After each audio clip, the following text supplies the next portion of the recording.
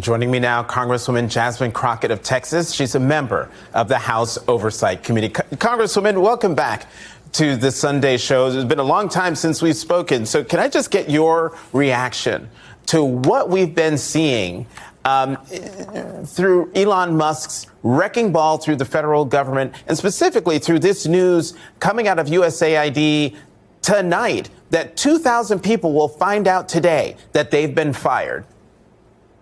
Yeah, so a couple of things. First of all, I just have to say thank you to the American people, because clearly your resilience and your resistance, it is right there front and center where we need it to be. The fact that they showed up in record numbers all over the country, showing up and confronting those members of Congress that have decided, as I stated in a hearing the other week, that they wanted to castrate their constitutional duties. So I am excited to see that the American people are not sitting by idly and pretending as if they don't understand how the three co-equal branches of government work. Unfortunately, the Republicans in the House have decided they don't really care. Whatever Elon wants to do, who cares that they got elected to office? They're going to collect their checks. They're going to take the congressional delegation trips around the world. And that's pretty much all they're going to do, and campaign for the next election through sitting through committees.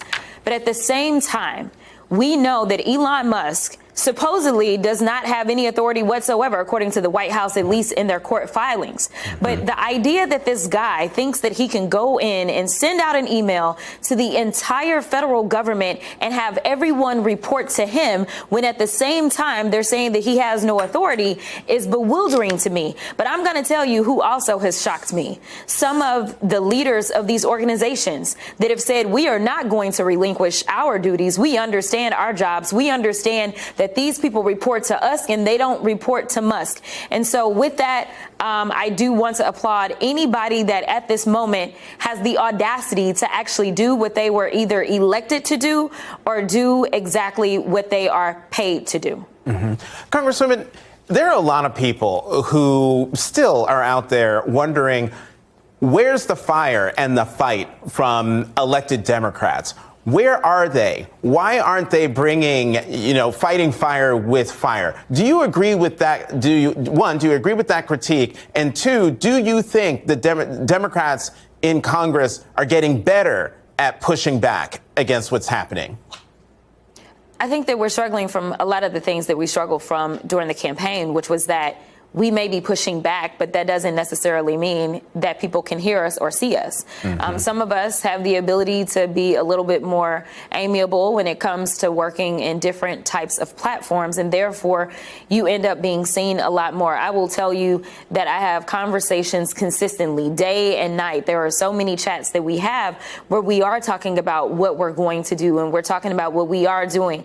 But a matter of amplifying those things is a lot more difficult. And I think that it's important that those of us that sit in Congress have to figure out what is really the best way for us to communicate. And we've got to settle into that and recognize that not everyone's going to sit on a podcast. Not everyone's going to be social media savvy, but they are going to have to find their communication lane. And so I do think that it is something that we struggle with. We know right now we obviously have X that's owned by Elon. We've also got the other news network that I won't name, and some other things. So there's an actual ecosystem that pumps out this disinformation consistently on behalf of them. Congresswoman, let me get you on a policy thing. I'm going to play for you what Leader Jeffries said on CNN today when asked whether a shutdown was on the table, because we have that March 14th deadline coming up. Listen to what he has to say, and I'll talk with you about it on the other side. Well, we'll cross that bridge when we get to it, because as we've been discussing, we have to stop this reckless Republican budget from going forward, and that's going to be on the floor on Tuesday. What we do know is that the Republicans have the House, the Senate, and the presidency. It is their responsibility to fund the government. Congresswoman, do Democrats have the stomach to withhold votes from Republicans in order to keep the government open? I certainly hope so. I know that I'm not going to vote for their proposal for sure. Here's the thing. our strength lies in standing together. And honestly, that is a message that not only applies to us that are sitting in the House, but that actually applies to Democrats across the board. The more that we can stand together, the stronger we are. Everyone knows united we stand, divided we fall. And so we were divided in the election. We can't allow them to divide us at this moment. I have reached out to my colleagues and asked if there are colleagues that are concerned.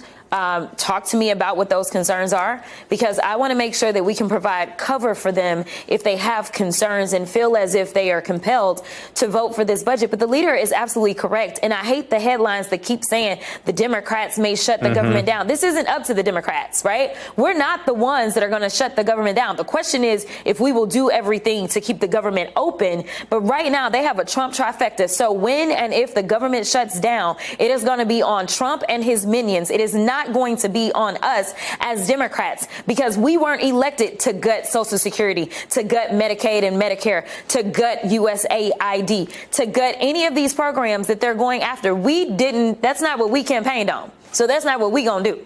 We'll let them to do that by themselves. Congresswoman Jasmine Crockett, as always, thank you very much for coming to the Sunday Show.